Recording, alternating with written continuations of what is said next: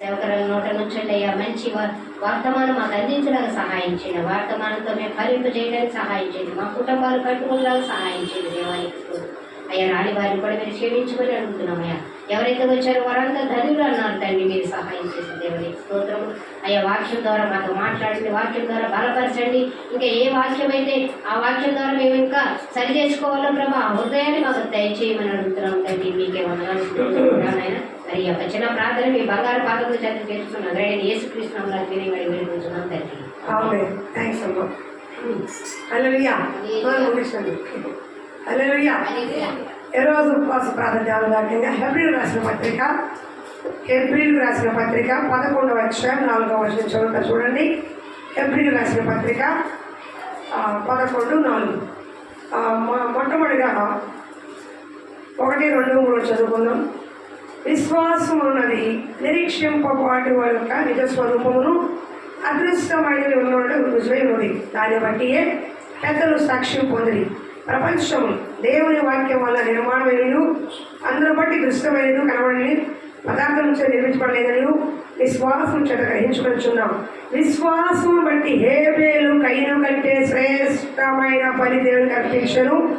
దేవుడు అతని అర్పణల గురించి సాక్ష్యం ఇచ్చినప్పుడు అతడు ఆ విశ్వాసును బట్టి నీతిమంతుడని సాక్ష్యం పొందరు. అతడు మృతునందు ఆ విశ్వాసము ద్వారా మాట్లాడుచున్నాడు. హల్లెలూయా. మిత్రులుగా ప్రేమించే మా ప్రియ పరలోకపు తండ్రి, మీకు వందనాలు, స్తుతి స్తోత్రాలు చెల్లించుకున్నాం. ఈ మాటల ద్వారా నాతో మాతో మీరు మాట్లాడండి, మిమ్మల్ని బలపరచండి. అట్టి విశ్వాసం, అటు నడిపింపు, అటు శ్రేష్టమైన అర్పణ మాకు కూడా దయచేయమని, అటు కృప మాకు దయచేయమని, సరి చేసుకునే కృప మాకు దయచేయమని. ఈ వాక్యము ద్వారా అయ్యా వస్తుండగా ఎవరికైనా అయ్యా మాలో మారు మనసు దయచేయండి. ఎంతకాలం కఠిన పరచబడి ఉంటారు, ఎంతకాలం మార్పు లేకుండా ఉంటారు, ఎంతకాలం ప్రభు వాక్యం విని కూడా అది తెగించిన పాపాల్లో ఉంటారు, ఎంతకాలం ప్రభు మనసుని కఠినపరుచుకుంటారు, హృదయాలు విగ్రహాలు పెట్టుకుంటారు. అయ్యా, మార్పు లేని జీవితాలు జీవిస్తున్నాం కాబట్టి ఇంకా చూడవలసిన కార్యాలు చూడలేకపోతున్నారు. అయ్యా, దయతో క్షమించి ఒక మార్పు ఒకరి దయచేయమని యేసునామమున అడుగుచున్నాము తండ్రి. ఆమేన్. హల్లెలూయా. అందరికీ వందనాలు. సరిగ్గా వాక్యం వినండమ్మా. 8 గంటలైంది. 10 సేపు బలంగా వాక్యం వింటే వాక్యం అర్థం అవ్వాలి. నా ఇంటి చూడు, 10 సార్లు నాకు చెప్పించుకోవద్దు దయచేసి. పెద్దాన్ని 20 ఏళ్ళు విశ్వాసం, నువ్వు ఇప్పటి వరకు నాకు చెప్పించుకుంటానే ఉన్నావు. మాట వెంట నేర్చుకో. ఫస్ట్ ప్రార్థనకి అది కావాల్సిన మాట వెంట నేర్చుకోండి. పెద్దవాడు లైన్ చూడండి అమ్మా. నేను చెప్పి నేర్చుకోతున్నా, నువ్వు అట్లా చేసుకునే ఉన్నావు. ముందు మాట వెంట నేర్చుకోండి. ఫస్ట్ వాక్యం వినండి. వినటం వల్ల ఏమవుతుంది? విశ్వాసం. నేను చదువుతూ ఉన్నా తీస్తానే ఉంటారు మీరు. తీసి చూసి ఇలా చూసి లోపే గంట పడుతుంది. మరి వాక్యం ఎప్పుడు వింటారు మీరు? నీకు చేత కానప్పుడు, నీ వల్ల కానప్పుడు వాక్యం విను. తెచ్చగా తెప్పించుకోవద్దు, 10 సార్లు తెప్పించుకోకూడదు. మీకు చెప్పడానికి సరిపోతుంది ఆ సమయం. ఎప్పుడు వాక్యం చెప్పుకుంటా నేను యేసు రక్తం వేయించ. ఇక్కడ ఏం చెప్పబడుతుంటే ఈరోజు మన అంశము విశ్వాసం బట్టి హేబేలు కయీను కంటే శ్రేష్టమైన పని దేవుడికి అర్పించాను. హల్లెలూయా. హేబేలు గురించి మనము చెప్పుకుందాం. ఇక్కడ 11వ అధ్యాయము విశ్వాస వీరులు అంటారు. ఆ అధ్యాయం మొత్తాన్ని ఏమంటారు? మనకు పేరు విశ్వాస వీరులు అని. మనలాంటి మనుషులే, మనలాంటి కష్టజీవులే, మనలాంటి ఫ్యామిలీ ప్రాబ్లమ్స్ ఉన్నవాళ్ళే, మనలాగా రోగాలు నొప్పులు ఉన్నవాళ్ళే, సేమ్ మనప్పుడు మీరు ఎలా ఉన్నారో ఆ కాలం వాళ్ళు కూడా అట్లా ఉన్నవారే. అర్థమవుతుంది. మనకేమి ఎక్స్ట్రా కొమ్ములు ఏమీ లేవు. కానీ వాళ్ళు దేవుని బట్టి విశ్వాసములో బలవంతులైన వారు, దేవుని బట్టి విశ్వాస వీరులు అనిపించుకున్నవారు, దేవుని చేత సాక్ష్యం పొందినవారు. మనుషుల చేత మాత్రమే కాదు, నీ ఇంట్లో వాళ్ళకి కాదు, అసలు దేవుడి చేత సాక్ష్యం పొందినవారు. ఎవరి చేత? ఈ రోజున సాక్ష్యము నీ ఇంట్లోనే లేదు, నీ ఇరుగు పొరుగు లేదు, సంఘములో లేదు, సమాజంలో లేదు. ఇక దేవుడు అసలు చెప్పడేగా. ఇక్కడే లేకపోతే అక్కడ ఆయన చెప్పాడు చెప్పడం, అవునా కదా? కానీ ఇక్కడ విశ్వాస వీరులో దేవుడు చేత సాక్ష్యం పొందిన విశ్వాస వీరుల లిస్ట్ అంతా కూడా ఈ 11వ అధ్యాయంలో ఉంది. విశ్వాసం అంటే చెప్తున్నాడు, కంటికి కనిపించేది కాదు, కనిపించిన అదృశ్యమైనది కూడా నమ్మడమే విశ్వాసం. అర్థమవుతుందా? ఉదాహరణకి అబ్రహాము శారా వయసు గతించినా కూడా గర్భఫలం తెరవబడుతుంది అన్నారు. ఆ విశ్వాసం బట్టి ఆ మాటను నమ్మి ఆ గర్భఫలాన్ని పొందింది ఎవరు? శారమ్మ. పరలోకం ఉందని నమ్ముతున్నాం, పరలోకాన్ని చూడలా, చనిపోయిన మొత్తామేమో కానీ ఇప్పుడు చూడలా, కానీ నమ్ముతున్నామో లేదా పరలోకం ఉందని? అవునా? కళ్ళ కట్టేట్టుగా ప్రణగ్రంథంలో దేవుడు చెప్పాడు, బంగారు వీధులు, సింహాసనము, ధవళ వర్ణము, రత్నవర్ణ సింహాసనము, ఆ మహిమ కాంతి ఇలా ఉండదని భక్తుడు వర్ణించాడు. అవునా కదా? చూడకపోతే ఏం చేస్తున్నాం? పరలోకం ఉంది అని విశ్వసిస్తున్నాం, నిరీక్షిస్తున్నాం. ఈ రోజున క్రైస్తవులకి ఏ మత గ్రంథానికి లేనిది, అన్యునికి ముస్లింకి లేనిది మనకున్న ఒక నిరీక్షణ ఏంటంటే చనిపోయిన తర్వాత కూడా దేవుడిని చూస్తాం. శరీరం మట్టిలో కలిసిపోతుంది కానీ నేను చనిపోయిన పరలోకంలో దేవుడిని చూస్తాను, ఆత్మ దేవుడి దగ్గరికి వెళ్తుంది, నేను ఒక రోజున దేవుడితో జీవిస్తాను, ఆ పరలోక వీధుల్లో నేను తిరుగుతానన్న ఒక నిరీక్షణ క్రైస్తవుడికి దేవుడు ఇచ్చాడు. ఇది అన్యులకు లేదు, ఇతర వాళ్ళకి లేదు. ఒక క్రైస్తవులో ఉన్న బిడ్డలకు మాత్రమే ఈ నిరీక్షణ ఉంది. అందుకే వాళ్ళు వృద్ధి పొంది కూడా ఈ రోజు కూడా మనతో మాట్లాడుతున్నారంట. వాళ్ళ సాక్ష్యము ద్వారా ఇంకా వాళ్ళు చనిపోయి చాలా 7 సంవత్సరాలు అయింది, 1000 సంవత్సరాలు అయింది. హేబేలు చనిపోయి, మోషే చనిపోయి, అబ్రహాము చనిపోయి 1000 సంవత్సరాలు అయిపోయినా ఇప్పటికీ వాళ్ళ గురించి చెప్తున్నామంటే వాళ్ళు ఇంకా వాళ్ళ క్రియల ద్వారా, వాళ్ళ సాక్ష్యం ద్వారా మన మధ్య బ్రతికే ఉన్నారు. కొంతమంది గురించి చెప్పుకుంటారు, ఎప్పటికీ మనకు తెలిసి చనిపోయింది కానీ వాడి గురించి చెప్పుకుంటారు. మదర్ తెరీసా మరి మంచి తల్లి, ఎంతమందిని ఆదరించిన తల్లి, అక్కను చేర్చుకున్న తల్లి, కుష్ఠవ్యాధిగ్రస్తుల్ని ఆదరించింది, మరి ఎంతో ప్రేమగా వాళ్ళని చూసింది. మనం చూడలేం, వాడు చూసింది కాబట్టి వాడి గురించి మనం చెప్పుకుంటాం. అవునా కదా? వాడు చనిపోయిందా లేదా? ఎందుకు చెప్పుకుంటాం? క్రియలను బట్టి. ఇక వాళ్ళు దేవుడి పట్ల ఉన్న విశ్వాసాన్ని బట్టి, వారి క్రియలను బట్టి ఇంకా వాళ్ళ మధ్య బ్రతికే ఉన్నారు. ఈ రోజు నేను చెప్పినా, ఇంకో సేవకుడు చెప్పినా, ఎక్కడెక్కడ అబ్రహాం గురించి చెప్పినా, మోషే గురించి చెప్పినా, హేబేలు గురించి చెప్పినా, రహాబు గురించి చెప్పినా, హానోకు గురించి చెప్పినా, వీళ్ళందరూ చనిపోయి చాలా ఏళ్ళు అయిపోయినా వాళ్ళ క్రియల ద్వారా, సాక్ష్యం ద్వారా మన మధ్య బ్రతికే ఉన్నారు. అంటే మొట్టమొదటిగా క్రైస్తవుడికి ఏముండాలి? నీ డబ్బు కాదు, నీ బంగారం కాదు, నీ బ్యాంకు బ్యాలెన్స్ కాదు, నీ ఇల్లు వాకిలు కాదు, సాక్ష్యం ఉండాలి. దేవుడి పట్ల మంచి సత్క్రియలు కలిగి ఉండాలి. నువ్వు చనిపోవచ్చు, ఉండొచ్చు, పోవచ్చు, కానీ నీ క్రియలు మాత్రం నీ వెంటే ఉంటాయి. కొన్నేళ్ళు నువ్వు నీ ప్రార్థన దేవుడికి వినపడింది, నీ ధర్మ కార్యములు, నీ సత్క్రియలు దేవుని దగ్గరికి చేరినవి. తబితా చనిపోయినప్పుడు అమ్మా తబితాగా సత్క్రియలన్నీ కూడా వాళ్ళు మంచిగా చెప్పుకుంటారు. బతుకున్నప్పుడు కాదు, చనిపోయినప్పుడు కూడా నీ సాక్ష్యము సజీవంగా ఉండాలి. శరీరం పోవచ్చు కానీ క్రియలు, సాక్ష్యం సజీవంగా ఉండాలి. ఈ రోజున విశ్వాస వీరులు చెప్పుకున్న వీళ్ళు కూడా నీలాంటి మనుషులే. మోషే కోపిస్తాడే, అబ్రహాము పొరపాటు చేసిన వాడే, రహం వేసే కానీ విశ్వాసములో నమ్మదగిన వారిగా దేవుడి పట్ల అచంచల నమ్మకం కలిగి దేవుడి కొరకు పరిశుద్ధంగా జీవించి దేవుడి కొరకు లోక కార్యాలు, శరీర కార్యాలు వదిలేసి దేవుడి కొరకు నీతిగా, యథార్థంగా, పరిశుద్ధంగా బ్రతికారు కాబట్టి, సత్క్రియలు చేశారు కాబట్టి విశ్వాస వీరుల జాబితా పేర్లు ఉన్నాయి. ఊరే రాలా నీలాంటి నాలాంటి మనుషులు వాళ్ళు కూడా, కానీ వాళ్ళ క్రియలు దేవుడికి ఇష్టకరంగా ఉన్నాయి. మరి మన క్రియలు ఎట్లా ఉన్నాయి అనేది నేను క్వశ్చన్ మార్క్ వేస్తున్నా, మీకు మీరు ఆలోచన చేసుకోండి. అర్థమవుతుందా? వాళ్ళు మనలాంటి మనుషులే కానీ వారు ఈ దేవుడికి ఇష్టకరంగా జీవించారు. ఈ రోజున నువ్వు ఎవరికి ఇష్టంగా ఉన్నావు? ఎవరికి ఇష్టకరంగా ఉన్నావు? ఎవరికి ఇష్టకరంగా జీవిస్తున్నావు అని ఒకసారి ప్రశ్న వేసుకోండి. ఇప్పుడు మనం వాక్యంలోకి వెళ్తున్నాం. ఎందుకంటే మొట్టమొదటిగా నేను పరిచయం చేశాను ఆ విశ్వాస వీరులు అనేది ఎందుకున్నారంటే ఆ విధంగా జీవించారమ్మా, ఆ విధంగా వాళ్ళు జీవించారు, దేవుడికి ఇష్టకరంగా జీవించారు, పాపము లేకుండా జీవించారు, పరిశుద్ధంగా జీవించారు, నీతిగా బ్రతికారు, యథార్థంగా బ్రతికారు, దేవుడికి ఏ మాట ఇచ్చారో ఆ మాట నిలబెట్టుకున్నారు, దేవుడి కొరకు హతసాక్షులు అయిపోయారు, దేవుడి నిమిత్తం లోక ధనము బంగారం ఆశపడలేదు, దేవుడిని ఆశపడ్డారు. దేవుడి కంటే ఎక్కువ ఏది కాదు, నా బంధువులు, నా స్నేహితులు, చెత్త చెదారంతా దేవుడి తర్వాత పక్కన పెట్టారు, ఏ విగ్రహాలు పెట్టుకోలేదు వాళ్ళు. కాబట్టి విశ్వాసం మీరు జాబితాలో పేర్లు ఉన్నాయి. ఇవాళ నీ ఇంట్లో నీ పేరు లేదు, నీ ఇంట్లోనే నీకు మంచి పేరు లేదు. విశ్వాస వీరిలో ఎప్పటికి వెళ్తాం నాకు అర్థం కాదు. వెళ్ళడానికి ప్రయత్నం చేస్తాం. సరేనా? సరే, ఇప్పుడు ఎవరిని చెప్పుకోం విశ్వాస వీరిలో మొట్టమొదటిగా హేబేలు. చెప్పండి చెప్పండి అందరూ. అది సౌండ్ రావట్లేదు. విశ్వాసులు మొట్టమొదటి ఎవరున్నారు? హేబేలు. హేబేలు కయ్యను కంటే శ్రేష్టమైన బలి దేవుడికి అర్పించడం. నేను 3 ముక్కలు చెప్తా. హేబేలు ఏం చేశాడంట? హేబేలు మొట్టమొదటిగా విశ్వాసం అంటే విశ్వాసం కలిగిన వాడు. అర్థమవుతుందా? హేబేలు ఎవరు? అక్కడ పేరు రాసి ఉంది.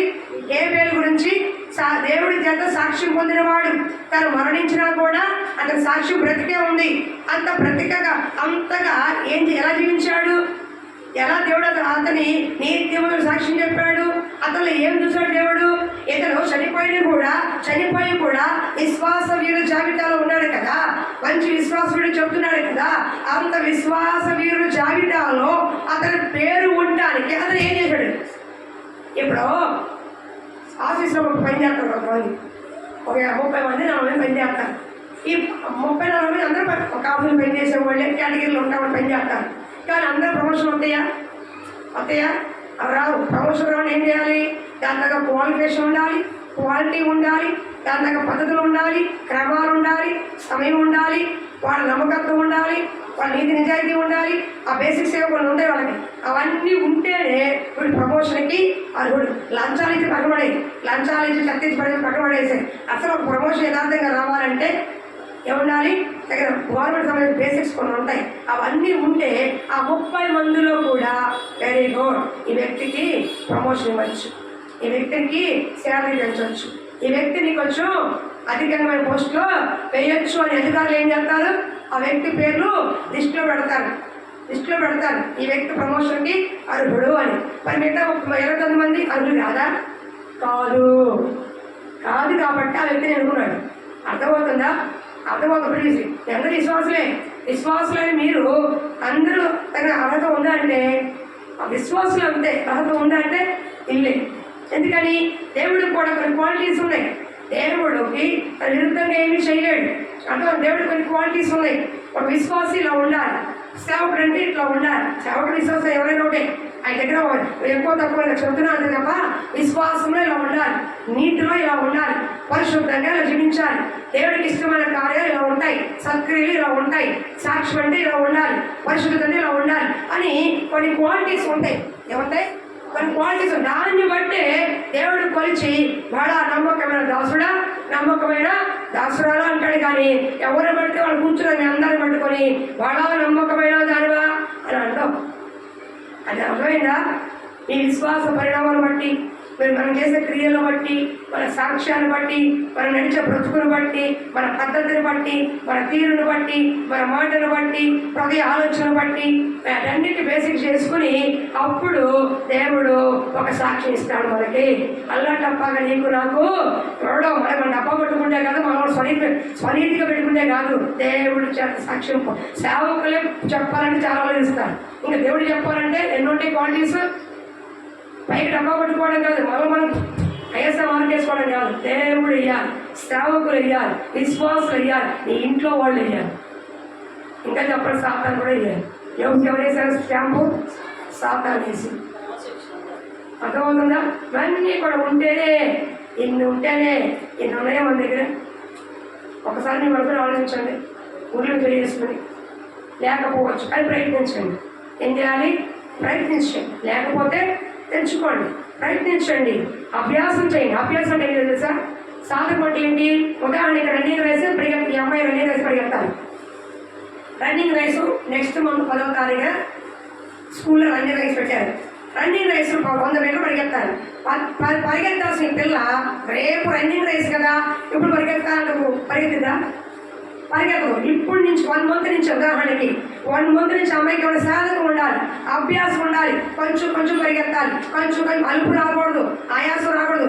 ఒక్కసారి 100 మీటర్లు ఒక మనిషి పరిగెత్తలేదు కాబట్టి ప్రతిరోజు ఎక్సర్సైజ్ చేయాలి, వ్యాయామం చేయాలి, కొంచెం దూరం పరిగెత్తాలి, కొంచెం దూరం పరిగెత్తాలి, కొంచెం దూరం పరిగెత్తాలి. అలా పరిగెత్తి 100 మీటర్లు చేరుకుంటూ పరిగెత్తాలి. అప్పుడు 10th వచ్చేసింది, విజిలేశారు. ఆ 10 మంది అమ్మాయి నుంచి ఉంది. అప్పుడు సాధకం చేసిన అమ్మాయి ఏం చేసింది? అభ్యాసం చేసింది, సాధకం చేసింది. అప్పటికే 100 కిలోమీటర్లు 3 సార్లు వాళ్ళ నాన్నగారు నొక్కంగానే టైం ప్రకారం వెళ్ళిపోయింది. అవన్నీ అభ్యాసం చేసిన అమ్మాయి ఒక్కసారిగా విజిలేయగానే పరిగెత్తుకుంటూ వెళ్ళి ఆ రింగ్ దాటేసింది. కొట్టారు చెప్పట్లా కూడా. ఎందుకు వచ్చింది అలాగా? ఆ రోజు చేసుకురారా, నెల రోజుల ముందే అభ్యాసం చేస్తే, సాధకము చేస్తే వచ్చింది. విశ్వాస జీవితంలో పరిశుద్ధత సాధకం చెయ్యాలి, విశ్వాసము సాధకం చెయ్యాలి, యథార్థత సాధకం చెయ్యాలి, నీతి సాధకం చెయ్యాలి. ఒక్కసారిగా నీకు రాకపోతే కొద్దిగా అంచెలంచెలుగా ఆ అల్టిమేట్ గోల్కి, దేవుడి యొక్క ఇష్టమైన రీతికి చేరుకునే వరకు సాధకం చెయ్యాలి, అభ్యాసం చెయ్యాలి. అప్పుడు విశ్వాసం నీ పేరు నా పేరు వినానా దేవుడు చేరుస్తాడు. అర్థమవుతుందా? వీళ్ళు ఒకలాంటి మనుషులే. విశ్వాసం అనేది దేవుడి దగ్గర ఆయన ఉన్నాడని, ఆయన ఫలము దయచేస్తాడని నమ్మి రావాలి కదా అన్నాడు. అవునా? హేబేలు యొక్క విశ్వాసం అంట. మొట్టమొదటిగా హేబేల్లో విశ్వాసం చూద్దాం. హేబేలు విశ్వాసం ఎక్కడి నుంచి వచ్చింది? ఎవరు చెప్పారు? దేవుడు ఉన్నాడని, బలి తీసుకురావాలని, బలి అర్పించాలని, ప్రార్థన చేయాలని, దేవుడికి ప్రథమ ఫలం ఇవ్వాలని ఎవరు చెప్పుంటారు? అప్పుడు ఎవరున్నారు అక్కడ? ఆదాము తప్ప ఎవరు చెప్పుంటే చెప్పండి. ఎవరు చెప్పారు హేబేలుకి? ఎవరు చెప్పారు హేబేలుకి? హేబేలు కయ్యను అన్నదమ్ములు, వాళ్ళకి ఎవరు చెప్పారు? అది అంతే. Very good. ఎవరు చెప్పారు ఈ మాట? ఎవరు సౌండ్ లేదా? కొట్టి చెప్పట్లు మా అమ్మ గారికి. చచ్చి కాదు, గట్టి కొట్టాడు. చెప్పట్లు కాదు, అది కూడా అది అర్థమవుతుందా?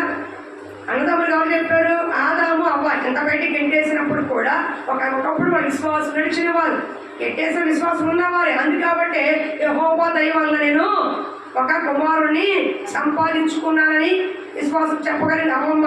అవునా కదా?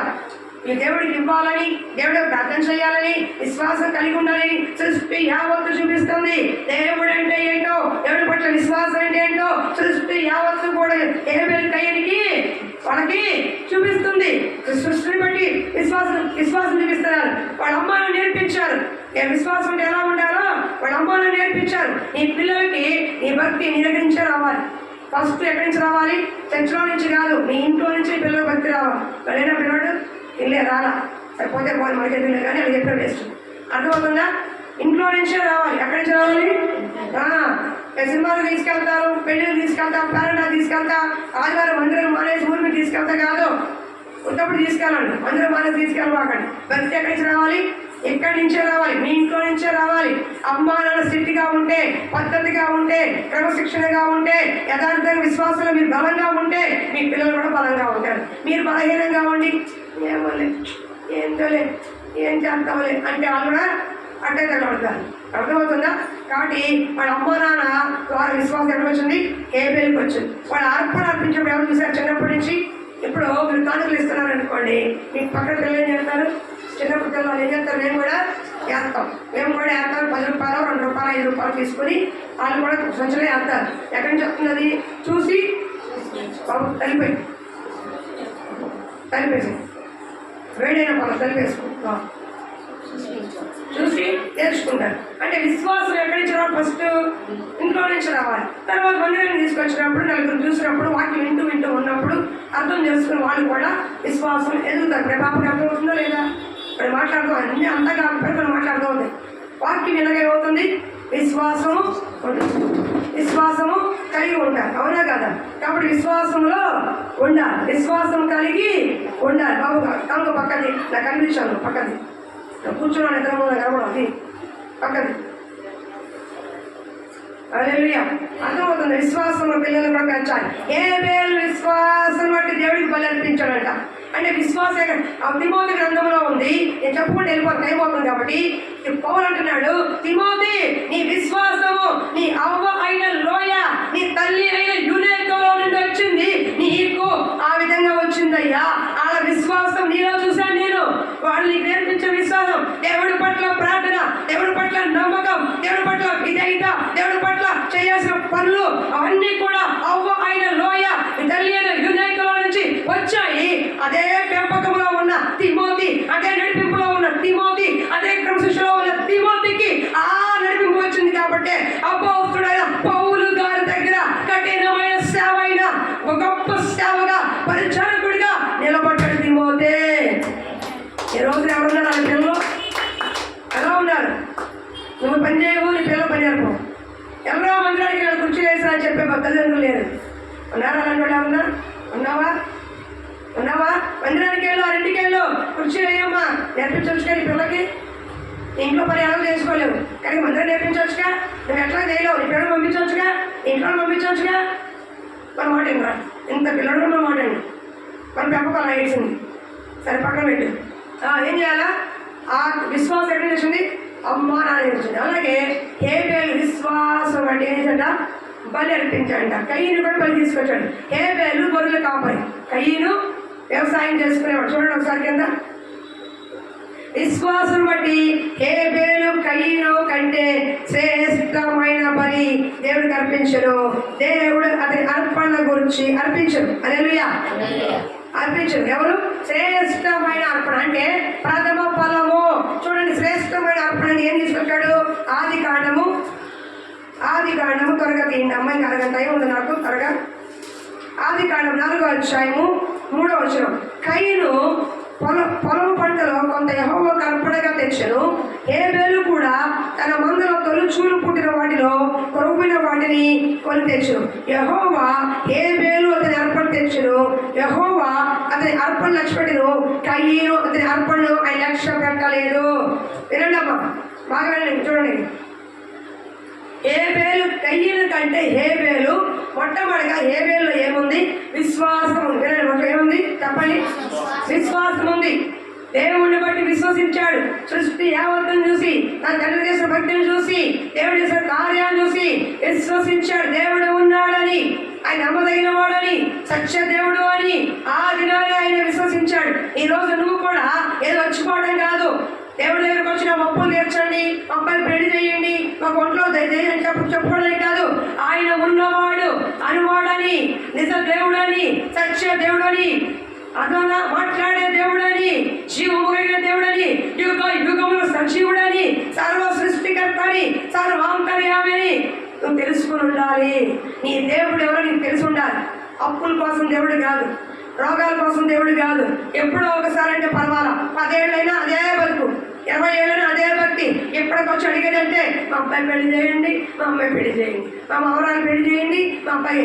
ఎంతసేపు అడుక్కునే ప్రార్థనే. ఈ ప్రార్థన తగలయ్యా. ఇంకా ఎదగరా మీరు? ఎదగరా? దేవుడు అంటే ఏంటో తెలుసుకుని, అయ్యా ఏ రోజున ప్రార్థన ఇలా చేశారో తెలియ మీరు. అయ్యా నా విశ్వాసాన్ని పెంచండి, నేను పరిశుద్ధంగా జీవించట్లా నటిస్తున్నాను, నా పరిశుద్ధం పెంచండి, యథార్థం పెంచండి, నాలో మంచి కార్యాలు ఇవ్వండి, మంచి సాక్ష్యం నాకు ఇవ్వండి. నేను అనుకున్న రీచ్ అవ్వలేకపోతున్నాను, ఎదగాలని ఆశపడుతున్నాను, ఎదగలేకపోతున్నాను. నేను దగ్గర బాగుండాలనుకుంటున్నా, బాగోలేకపోతున్నానయ్యా. నేను బలంగా ఉండాలనుకుంటా, బలహీన అయిపోతున్నానయ్యా అని ఎవరో ప్రార్థన చేశారు మీరు? ఎంతసేపు కూడా అది కావాలి, ఇది కావాలి. సండే స్కూల్ ప్రార్థన, చిన్న ప్రార్థన. మీ ఆస్తులు ఎదగాలి, మీ ఉద్యోగాలు ఎదగాలి, మీ పిల్లలు ఎదగాలి, అన్నీ ఎదగాలి. కానీ దేవుళ్ళ మొదలు ఎదుగుబోదు ఉండరా మీరు? విశ్వాసం ఏముండాలి? ఎదగాలి. విశ్వాసం ఫస్ట్ ఏముండాలి?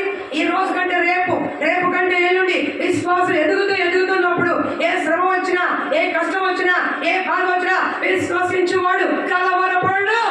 విశ్వాసం ఎదిగినప్పుడు కష్టాలు వచ్చినా, బాధ కలిగిన, కన్నీరు వచ్చినా, అప్పులో ఉన్నా, కొదువులు ఉన్నా, కొరతలు ఉన్నా, ఇబ్బందులు ఉన్నా, ఎన్ని కార్యాలు ఉన్నా విశ్వసించువాడు కలవరపడు, ధైర్యంగా ఉంటాడు. నా దేవుడు నమ్మదగిన వాడు, ఈ సమస్య తప్పకుండా పరిష్కరిస్తాడు. విశ్వాసం ఉంచేవాడు మందిరాన్ని మాండో. నా పని తర్వాతే, నా దేవుడి తర్వాత నా పని, నా దేవుడు వ్యాపారం అనుకుంటాడు. విశ్వసించేవాడు ప్రథమ స్థానం దేవుడికి ఇస్తాడు. విశ్వసించేవాడు దేవుడి దగ్గర భయముతో వణుకుతో జీవిస్తాడు. విశ్వసించేవాడికి ఏ కష్టం నష్టాలు వచ్చినా దేవుడు ముందు పెట్టుకుని ముందుకు వెళ్తాడే కానీ వెనక్కి ఆగిపోడు, వెనక్కి జారిపోడు, వెనక్కి పడిపోడు, వెనక్కి తిరిగి వెళ్ళిపోడు. అంటే విశ్వాసం కావాలి. వచ్చామా, పోయామా, చప్పట్లు కొట్టుకున్నామా, 10 రూపాయలు వేసామా, అవిశ్వాసం కాదు కావాల్సింది. దేవుడు అలాంటి విశ్వాసాలు చూడడం. అర్థమవుతుందా? అటువంటిగా ఉండాలి, స్థిరమైన విశ్వాసం ఉండాలి, కదల్చబడలేని విశ్వాసం ఉండాలి, అమూల్యమైన శ్రేష్టమైన విశ్వాసం. శ్రమంలో కూడా పరీక్షిస్తే ఆ విశ్వాసం కరిగిపోకూడదు. బంగారం లాగా శుద్ధ సువర్ణమైన విశ్వాసం కలిగి ఉండాలి, స్థిరమైన విశ్వాసం కలిగి ఉండాలి, గొప్ప విశ్వాసం కలిగి ఉండాలి. శతాధిపతి అన్యుడు. ఎవరు? శతాధిపతి ఒక అన్యుడు, ఒక అధికారి, 100 మంది పైన అధికారి శతాధిపతి. కానీ యేసు ప్రభు వారు నా ఇంట్లో రావడానికి పాత్రుడు కాయా, మాట మాత్రం సెలవు. నువ్వు మాట సెలవు, మా ఇంటికి కూడా రావసలా, ఎక్కడి నుంచే సెలవు అన్నాడు. అట్టి విశ్వాసాన్ని చూసి, ఒక అన్యుడి విశ్వాసాన్ని చూసి, నీది గొప్ప విశ్వాసం అయ్యా అన్నాడు. కానాన స్త్రీ అన్యురాలు, దేవుడు నమ్ముకున్న స్త్రీ కాదు, ఒక అన్యురాలు. కానీ తన కుమార్తె దయ్యం పెట్టి వచ్చినప్పుడు వెంబడించింది. దేవుడు ఎంతో ప్రొసెస్ వెంబడించింది. నీది గొప్ప విశ్వాసం అమ్మా అన్నాడు. అలాంటి విశ్వాసం నీకుందా?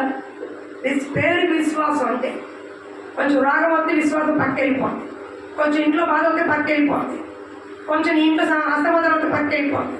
ఏ విశ్వాసం మీకు? ఏ విశ్వాసం ఉంది నీకు? చుట్టాలు వస్తే పక్కెళ్ళిపోతాయి, పెళ్ళిళ్ళు పెరగడం వస్తే పక్కెళ్ళిపోతాయి, ఒంట్లో బాగుపోతే పక్కెళ్ళిపోతాయి, 3 పిల్లలు కొట్టుకుంటే పక్కెళ్ళిపోతాయి. ఏ విశ్వాసం అమ్మ మీకు? ఏ విశ్వాసం? విశ్వాసం ఉందా మీకు అసలు? మీకు అర్థమవుతుందా? ఒక లేకపోతే ఏం చేయాలి? తెచ్చుకోండి, అడుక్కోండి. దేవుడి దగ్గర ఏం చేయాలి? అయ్యా గొప్ప విశ్వాసం అంటే ఏ కష్టం వచ్చినా నిన్ను విడవరి విశ్వాసం తెచ్చి. యాయిరు అంటున్నాడు, యాయిరు నమ్ము, నీ కూతురు బతికిద్దయ్యా అన్నాడు. అబ్బా నమ్ముకు ఉండునట్లు నాకు చేయి ప్రభు అన్నాడు. అడగండి. ఏ శ్రమలు వస్తున్నాయి, బాధలు వస్తున్నాయి, కష్టం వస్తుంది, కన్నీరు వస్తుంది, ఇబ్బందులు వస్తున్నాయి, చుట్టుముడుతున్నాయి సమస్యలన్నీ. కానీ ఇట్టి సమస్యల్లో కూడా నేను కనీసం స్థిరమైన విశ్వాసం నాకు దయచేయి ప్రభు. ఈ శ్రమంలో నా విశ్వాసం పాడవకూడదయ్యా.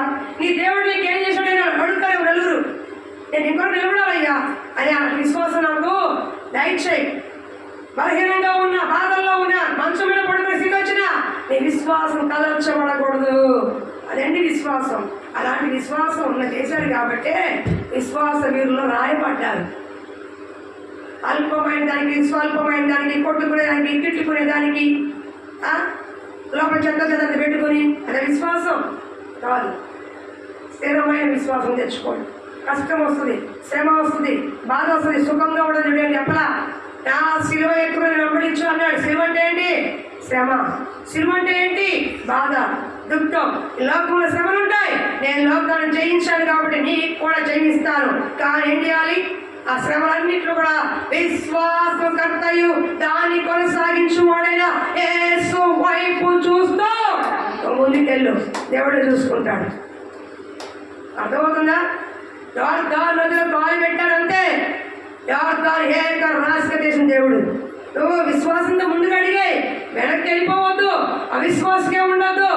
ఏ సమస్య వచ్చినా, ఏ బాధ వచ్చినా, ఏ కష్టం వచ్చినా, ఏ విధమైన పరిస్థితి వచ్చినా దేవుడి కొరకు ముందుకే వెళ్ళిపో. మాకు అన్ని బాగుంది అది చెప్తాం మేము. మాకు మంచి బలమైన ఆరోగ్యం ఉంది, సౌష్ఠం ఉంది, ఎరగదీసేంత ఉందని సేవ చేస్తున్నావా? మాకు ఎరగ బ్యాంక్ బ్యాలెన్స్లోని, ఆస్తులోని, పొలాలను సేవ చేస్తున్నావా? మరి ఎరగదీసే పరిచయం చేసేవాడు ఎరగదీసేవాడు చేస్తున్నావా? గుడిసే వాళ్ళు దిక్కునే వాళ్ళు ఇక్కడ నేను ఏం చేస్తాను? ఎందుకు వెళ్తున్నాం మేము? మా దేవుడు పని మాకు అప్పగించాడు కాబట్టి అప్పగించిన దాన్ని రాబోయే దినం వరకు, చావు వరకు కొనసాగించాలి. కాబట్టి మా విశ్వాసాన్ని ఎవరి కోసమో, దేని కోసమో, ఎవరి కోసమో అక్కడ పెట్టాం. మా నమ్మకం మాది, మా విశ్వాసం మాది. మాకు అప్పగించిన పని అలాంటిది, వెళ్ళిపోతాం అంతే. ఈ లోపల ఎవరు వస్తారో, ఎవరు తెలుసుకుంటారో, ఏమి ఇస్తాడో, ఏం పెడతాడో ఆయన ఇష్టం. పని చేసుకుంటూ వెళ్ళిపోవడమే. అడ్డుగా వచ్చిన కొమ్మలు నరుక్కుంటూ వెళ్ళిపోవడమే. ఒక దారి ఏర్పడాలంటే అడ్డుగా వచ్చిన కొమ్మలను కొట్టుకుంటూ వెళ్ళిపోవాలి. అక్కడ అయిపోతే అక్కడ అయిపోతుంది. అక్కడ విశ్వాసం ఆగిపోకూడదు, సాగిపోవాలి. కాబట్టి అలాంటి విశ్వాసము నీకు ఉండాలి. ఏ పేరు గొప్ప విశ్వాసము, స్థిరమైన విశ్వాసము.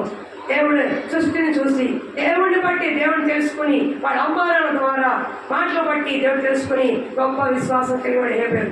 అర్థమవుతుందా? విశ్వాసం కలిగి ఉంటాడు. రెండవది ఏ పేరు ఏం చేశాడు? శ్రేష్టమైన బలి అర్పించాడు. దేవుడు హేబేలు అర్పణ తీసుకున్నాడు, కయ్యను అర్పణ తీసుకోవాలి. బాగా వినండి, వీళ్ళిద్దరు ఎవరు? అన్నదమ్ములు, ఒక ఇంట్లో వచ్చినవాడు. హేబేలు చెప్పిన మాటలే కయ్యని కూడా చెప్పుకుంటారు. హేబేలు చెప్పిన దేవుడే ఈయనకి దేవుడే, అవునా? నేను సపరేట్గా లేదు. నలుగురు ఒక కుటుంబస్తులు సాయంకాలం వేడిగా ప్రార్థన చేసుకున్నారు, ఏం చేసుకున్నారు, మొత్తానికి ఉన్నారు. కానీ హేబేలు అర్పణ దేవుడు లక్ష్య పెట్టాడు, కయ్యను అర్పణ దేవుడు లక్ష్య పెట్టాలని అంగీకరించలేదు. హేబేలు శ్రేష్టమైన క్రొవ్విన గొర్రెలను తీసుకొచ్చి బలర్పించాడు. పొలంలో వ్యవసాయంలో తొలి పంట తీసుకొచ్చి ఆయన ఇచ్చాడు. తొలి చూలు గొర్రెని ఈయన ఇచ్చాడు, తొలి పంట కొంత తీసుకొచ్చి ఆయన ఇచ్చాడు. మరి ఎందుకు అర్పణ తీసుకోలేదు? అర్పణ అంటే ఆయన ఇచ్చిన కానుక కానీ, దశమభాగం కానీ, వస్తువులు కానీ ఏదైనా సరే, దేవుడికి ఇచ్చేది ఏదైనా సరే హేబేలు తీసుకున్నాడు. కానీ కయ్యంది తీసుకోవాలి. ఎందుకని? నేను చూడండి ఒకసారి ఆదికాండము కిందే చూడండి అమ్మ, ఆ మాట కూడా. ఆదికాండ 4వ అధ్యాయము 5:5-6. ఆయన లక్ష్య పెట్టలేదు. కానీ కయ్యోను మిక్కిలి కోపము వచ్చి అతడు తన ముఖమును చిన్నపుచ్చుకొనగా, యెహోవా కయ్యోనుతో, నీ కోపమేలా? ముఖము చిన్నపుచ్చుకుంటా ఉన్నావేమి?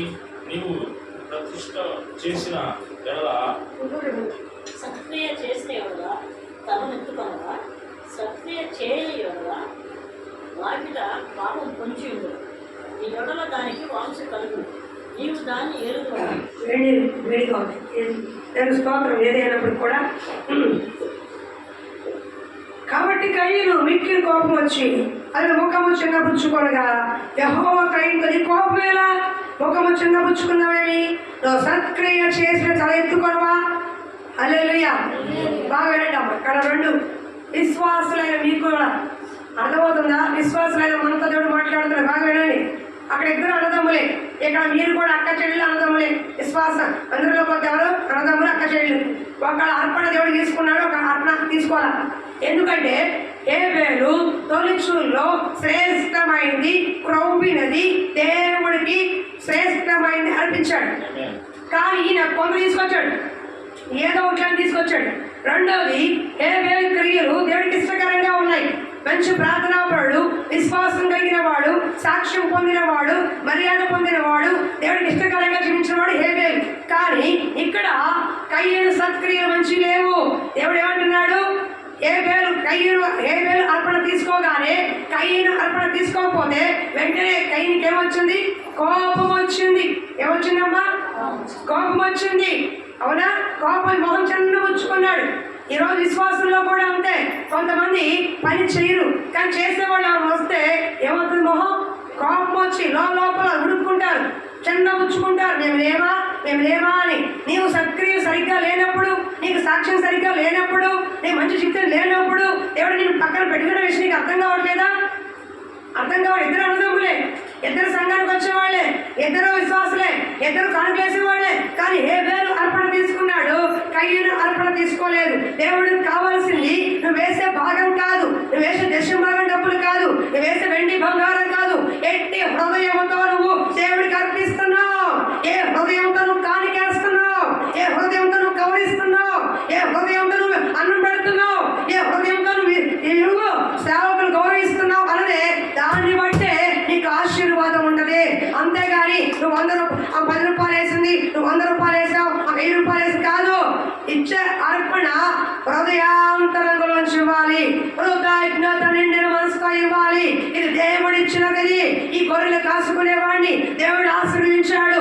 ఇన్ని గొర్రెలకి నేను కాపరునయ్యాను, ఇన్ని గొర్రెలకి నేను ఆస్తిపరునయ్యాను, ఇన్ని గొర్రెలకు దేవుడు ఇచ్చాడంటే దాంట్లో శ్రేష్టమైంది, తొలిచూరిది నా దేవుడికి కృతజ్ఞతని తీసుకెళ్లాలని మంచి మనసుతో వచ్చిన వాడు హేబేలు.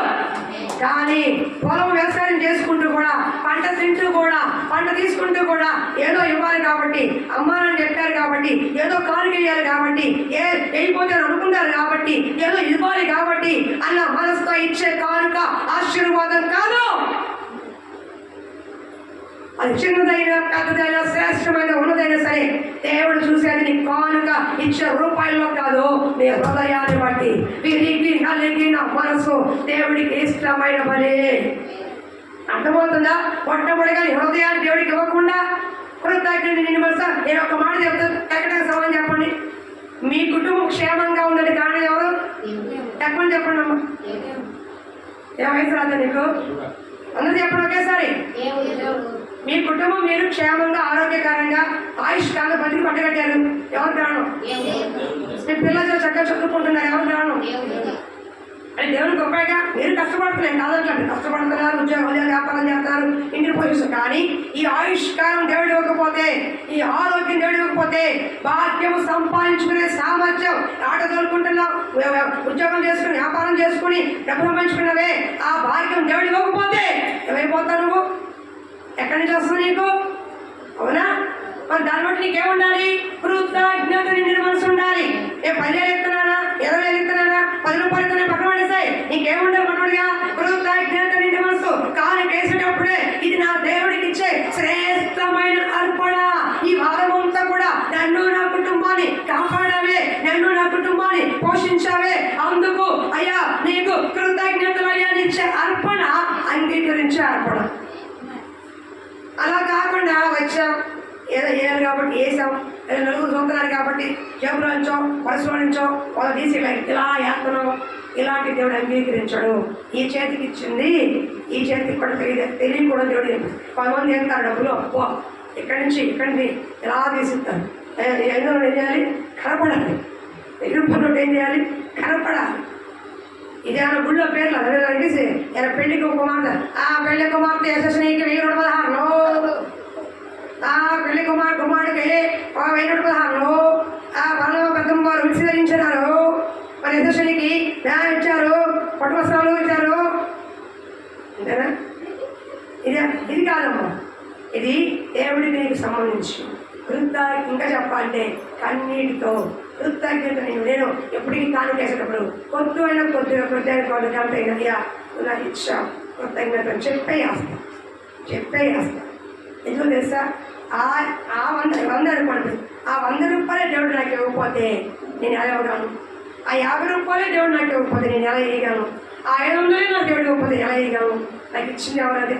అవకాశం నా దేవుడు. నా చేతిలోకి వచ్చిందంటే నా దేవుడి దయ.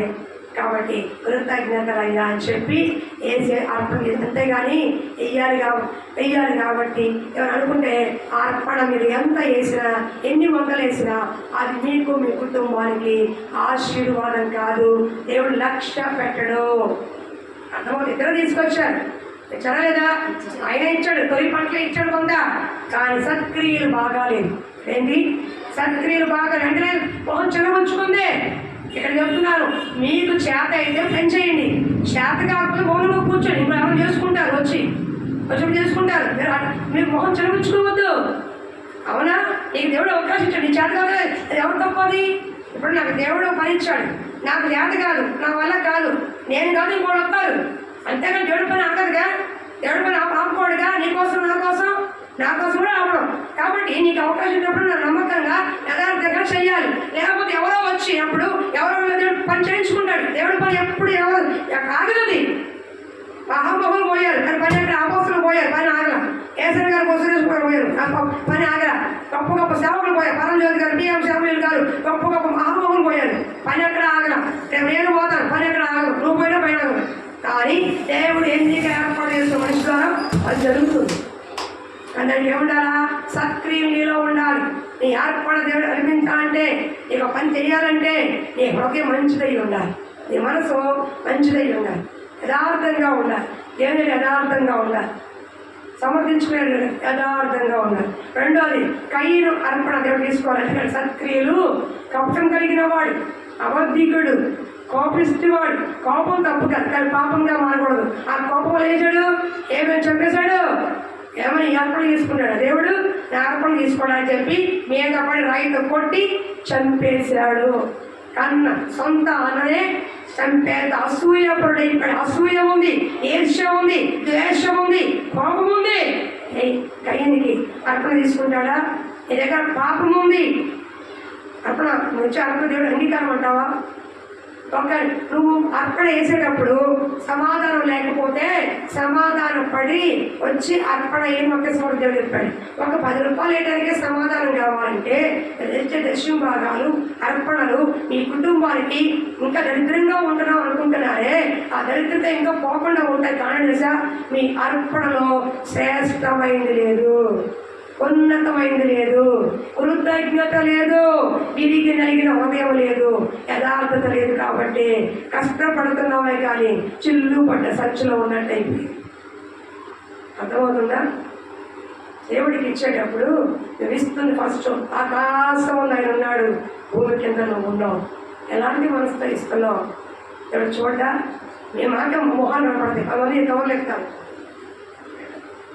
ఇష్టం లేనట్టు ఏదో బాధతో ఎవడమన్నాడు పోయిపో మహా అయితే ఇంకొకటి కష్టపడతాం కదా, ఇంకో చోట చదువుతాడు గట్టిగా చీపు అంటాయి. ఒకసారి అయితే మొహం మీద ఇచ్చినా రాకూడదు తెలుసు, అదే తీసుకో అనిపిస్తుంది. అది చేయకూడదు అబ్బాయి చేసిన నుంచి అవునా కదా. కానీ బాధ అనిపిస్తుంది, ఎందుకంటే ఇక్కడ బాగా తింటానికి తిరగడానికి మాంసాలకి చేపలకి అన్నిటికీ వస్తాయి. కానీ దేవుడు వచ్చిపడికి లెక్క వేసుకుంటాడు ఇవ్వాలి కదా.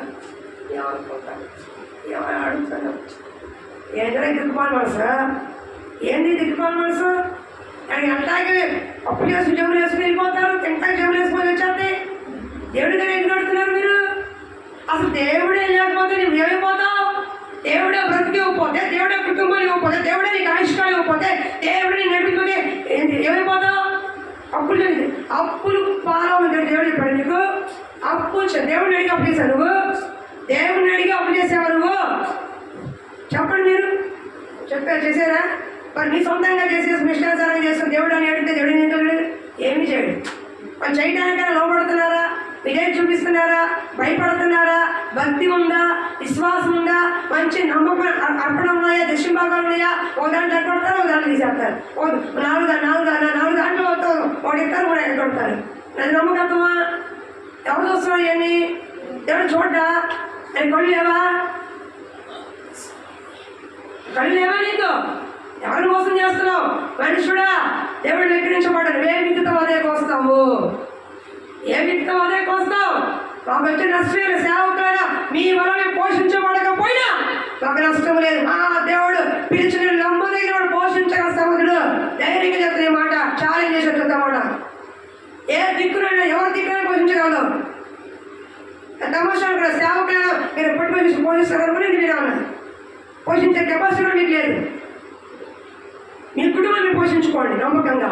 అర్పణ అర్పించేటప్పుడు అర్పణని కానుక ఒకటే కాదు, నీ పెదవులతో ప్రార్థన చేస్తున్నావే, నీ జీవాలి స్తోత్రాలు అర్పిస్తున్నావే, నీ పెదాల కూడా ఏమొస్తుంది?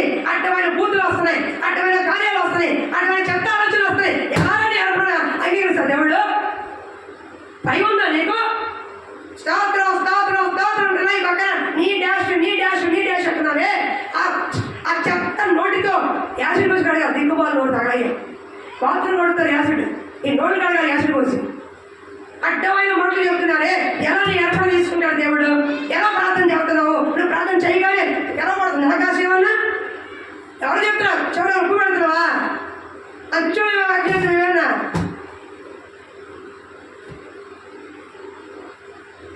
దేవుడు వాక్యాలు అబద్ధమా? నీ పెదాల్లో ప్రార్థన చేస్తున్నావు కదా, బాగా వస్తుందండి, నాకు చాలా బాగా వస్తుంది. ఎప్పుడో ఒకసారి ఏదైనా పొరపాటు జాడిందంటే పోలే కోపం అసలు అలవాటుగా ఆచారంగా బూతులు వచ్చేస్తే ఇప్పుడే బూతులు మాట, కూర్చుంటే బూతు, నుంచుంటే బూతు, పడుకుంటే బూతు, వాళ్ళ బూతు, తెల్లారైతే పాట ప్రార్థన ఇటు బూతు, ఇటు ప్రార్థన, ఇటు బూతుని ప్రార్థన. ఏది అర్పణ అదేనా? అర్పణ అదేనా? ఇటు గొడవలు అసమాధాన కార్యాలు, ఇక్కడ ప్రార్థన, గొడవలు అసమాధాన కార్యాలు, కక్షలు, ఈర్ష, అసలు దేశాలు, ఇక్కడ అర్పణ. ఎవరు అంగీకరిస్తున్నారు దాన్ని? దేవుడు అంగీకరించి అర్పణేనది. అందుకే కయ్యని అర్పణ తీసుకోలేదు. ఏమేమి మంచి మనసు, క్షమించే మనసు, రక్తం మరపెడుతుంది, క్షమించేయాలి. కానీ అంతకంటే శ్రేష్టమైన అర్పణ యేసుక్రీస్తు వారు నీ కొరకు నా కొరకు శివులు ఇచ్చాడు. వచ్చి అర్పణ ఆషామాష కాదు తల్లి. నువ్వు వేసాను, నేను 50 రూపాయలు వేసాను, నువ్వు 100 రూపాయలు వేసాను, నేను 1000 రూపాయలు వేసాను అని కాపరి అర్పణ కాదు ఇది. లేచి ఆ 10 రూపాయలు 100 వెయ్య నీ కుటుంబాన్ని ఆశీర్వదించేది, నీ బిడ్డను ఆశీర్వదించేది, తరతరాలు ఆశీర్వదకరంగా అర్పణది. ఎలా వేస్తున్నావు, ఎలా చూస్తున్నావు, ఏ మనసుతో వేస్తున్నావు, ఎలా వస్తున్నావు? ప్రార్థన చేసే నోటితో బూతులు మాట్లాడదు. అలా మాట్లాడేంత కాలం నువ్వు ఆశీర్వదించబడవు. ఈ అర్పణ పరలోకానికి చేరదు, దేవుడు అంగీకరించాడు. రోజు మూసాయి, గుండెని మూసేసుకో, వస్తాయి. ఒకప్పుడు నేను మాట్లాడేదాన్ని, ఇప్పుడు నాకు రావట్లేదు. ఇప్పుడు ఏదైనా 1 2 గొప్పగా ఏం చేస్తాను నేనంట, ఇప్పుడే మనసు గుచ్చుకున్నది. బుద్ధి కాకుండా బుద్ధి ఉన్నట్టు ఏం చేద్దాం ఎక్కువ వచ్చాను. అయినా సరే అది కూడా ఎందుకులే, అది కూడా మాటగారు ఎంత కాపాయినా అనకూడదు, క్షమించండి, నోరు కంట్రోల్ పెట్టి అనుకుంటాం. అడగండి, నోరు కంట్రోల్ అడగండి, తప్పేం లేదు. అడగండి, అడగేం చేస్తాడు దేవుడు, సహాయం చేస్తాడు. అర్పణ ఇచ్చే దేశం బాగా కాదు, ఇస్తున్న ప్రతి దానికి దేవుడు లెక్క చూస్తాడు. అర్థమవుతుందా? లెక్క చూస్తాడు. ఇచ్చే అర్పణ హృదయాంతరం ఇష్టపూర్వకంగా ఇవ్వాలి. కొట్టాలి, ఇష్టపూర్వక దేశం భాగాలు, అర్పణ, కానుకలు, వస్తువులు, మందిరానికి ఏం తీసుకొచ్చినా మొట్టమొదటిగా దేవుడు ప్రేమతో ఇష్టపూర్వకంగా కృతజ్ఞతగా ఇవ్వాలి. రెండవది నీ జీవములు అంటే ప్రార్థన, స్తుతి, ఆరాధన దేవుడికి అంగీకారంగా ఉండాలి, అర్పణ శ్రేష్టంగా ఉండాలి. మూడవది ఏముండాలి? నీ హృదయం లోపల ఏందాలి? ఈ హృదయము దేవుడికి ఇష్టకరంగా ఉండాలి. అప్పుడే అందుకే హేబేలు అర్పణ దేవుడు తీసుకున్నాడు, కయ్యను అర్పణ తీసుకో. ఈరోజు ఎంతమంది విశ్వాసం ఉన్నారు కదా, నీ యాంత్ర అంటున్నావు కదా, నీకు తెలుసా నీ అర్పణ దేవుడు తీసుకుంటాడు. ఎక్కడికి వస్తుంది? అందరికి వస్తుంది, ఉపయోగపడుతుంది. అంతే, అది అర్పణ పరలోకానికి చాలే. అర్థమవుతుందా? తెలుసుకోండి, తెలియకపోతే తెలుసుకోండి. ఎగిరించడం మారండి. ఎంతకాలం కష్టంలో ఉంటాం, ఎంతకాలం నష్టంలో ఉంటాం, ఎంతకాలం అట్లాగే ఉంటాం. అందుకే విశ్వాసం బట్టి, శ్రేష్టమైన అర్పణ బట్టి, అతను జీవించిన సత్క్రియను బట్టి, సాక్ష్యం బట్టి మంచివాడిగా, నెమ్మదిగా, నీతిమంతుడిగా, యథార్థవంతుడిగా, పరిశుద్ధుడిగా, సత్క్రియలు చేసిన వాడిగా, దేవుడి చేతనే నీతిమంతుడి సాక్ష్యం పొందినవాడు హేబేలు. ఇన్ని కార్యాలు ఉన్నాయి కాబట్టే హేబేలు నీతివంతుడని సాక్ష్యం పొందాడు. నీ భర్త చెప్తున్నాడా? నీ భార్య చెప్తుందా? సేవకులు మేము చెప్తున్నావా? నీ ఇరుగు కూడా చెప్తున్నా నీ సాక్ష్యం. బతికామంటే బతుకున్నా, దిక్కుమాల బతుకు. ఎందుకు అది ఒక బతికేనా? రోషన్ భాష లేని బతికి ఎందుకు? అడుగు పెట్టుకోండి. బ్రతుకు 2 రకాలు. ఒకటి ఎలాగైనా బ్రతికేది, ఎంతగా బతికేస్తున్నాం. వ్యభిచారులు, దొంగలు, అందరూ బతుకుతారు, అందులో బతికాయి. కానీ ఇట్లాగే బ్రతకాలి, ఈ పద్ధతిలోనే బ్రతకాలి, ఇలాగే ఉండాలి. ఈ పద్ధతి, క్రమశిక్షణ, ఈ నీతి నియమం ఇలా ఉండాలి అనేది బ్రతుకు. అర్థమవుతుందా? ఎలాగైనా బ్రతకాలి, గొడవలు రోడ్ల మీద, కానీ ఇలాగే బ్రతికాడు వీళ్ళు. అందుకని సాక్ష్యం పొందారు. నువ్వు ఎక్కడో బ్రతుకున్నావు, సాక్ష్యం పొందలేకపోతున్నావు. కాబట్టి విశ్వాసం బట్టి హేబేలు నీతిమంతుడని సాక్ష్యం పొందాడు. పౌలుగా మాలాంటి హింసకుడు, దూషకుడు, హానికరుడే, కానీ ఆయన సాక్ష్యం పొందాడు. మరేం గొప్పవాళ్ళం కాదండి, నువ్వు నేను గొప్పవాళ్ళం కాదు, అలాంటి మనుషులే, కానీ సాక్ష్యం పొందలేని వాళ్ళం కాదు. ప్రయత్నం చేయండి, విశ్వాసం పెట్టుకోండి. మీరేమో చెత్త శదాలు ఉంది కదా, అడే ఇప్పుడు మీ ఇంట్లో చెత్త ఏం చేస్తారు? ఉంచుకుంటారా? మీ ఇంట్లో చెత్త ఉంటే ఉంచుకుంటారు, ఇంట్లోనే ఉంచుకోరు కదా. ఏం చేయాలి? బయట పారేస్తారు. ఈ హృదయంలో చెత్త ఉందా? దేవుడికి ఇష్టమైన కార్యాలు ఉన్నాయా? విగ్రహాలు ఉన్నాయా? బయట పారే. అంతవరకు నువ్వు దీవించబడవు, ఆశీర్వించబడవు, వాడబడవు, ఇంకా పక్కన అయిపోతాం. ఒకరోజు దేవుడు దెబ్బ కొట్టినప్పుడు ఏసాలో పశ్చాత్తాపడినా నీ క్షమాపణ ఎందుకు తెలుసా? ఇన్ని సంవత్సరాలు నీకు అవకాశం ఇచ్చాడు, ఇప్పుడు ఇస్తున్నాడు. ఇది కూడా దాటిపోతే ఇస్కరియోతుకు అవకాశం రాలా, నీకు రాదు. అర్థమవుతుందా? దగ్గర పెట్టుకోండి. ఈ లోకంలో ఉన్నప్పుడే, ఆయుష్కాలం ఉన్నప్పుడే మన సాక్ష్యాన్ని కాపాడుకోండి. నేను కాపాడుకోవాలి ఇష్టపడతాను. గత రైట్ నౌ, జస్ట్ నౌ, ఈ రోజు నుంచి నా లైఫ్, ఈ రోజు నుంచి నీ లైఫ్ చేంజింగ్ అవ్వాలి. ఎంతకాలం అలాగే ఉంటాం? నీ ఇంట్లో వాళ్ళకి ఇష్టపడట్లా, నీ పిల్లలకి ఇష్టపడట్లా. ఈ రోజున కనీసం అమ్మానాన్ని బట్టి భక్తి చేసే పిల్లలు కూడా లేదు. నీ భక్తి మీ ఇంట్లోనే సాక్ష్యం లేదు. ఎట్లా ఊరందరికీ సాక్ష్యంగా ఉంటాడని ఆలోచించాను. అర్థమవుతుందా? కాబట్టి వాళ్ళందరూ మంచి సాక్ష్యం పొందుతున్నారు, విశ్వాసంలో నిలబడ్డారు. నేను నా కుటుంబం ఇలా ఉండాలి, ఇలా జీవించాలి. గతం కదా ఇప్పుడు వరకు ఈ రోజు 9 వరకు గతం కదా. Right now, still right now, ఇప్పటి నుంచి ఒక తీర్మానంతో వెళ్ళి ఇలా జీవిస్తాను, ఇలా ఉంటాను. ఇంకొకరితో నాకు అనవసరం, ఇంకో కుటుంబంతో నాకు అనవసరం, ఇంకో వ్యక్తితో నాకు అనవసరం. నేనేంటి నా దేవుడైంది, నేనేంటి నా సంఘమైంది, నేనేంటి నా సాక్ష్యమైంది అని ఒక తీర్మానంతో వెళితే ఈ రోజు మొదలుకొని నీ కుటుంబంలో నీ జీవితంలో అద్భుత కార్యములు ఎవరు చేయనుగాక. కయ్యేను అర్పణ తెచ్చాడు దేవునికి, హేబేలు అర్పణ నచ్చింది దేవునికి. కయ్యేను అర్పణ తెచ్చాడు దేవునికి, హేబేలు అర్పణ నచ్చింది దేవునికి. అర్పించు వాటి కంటే అర్పించు మనసుము, అర్పించు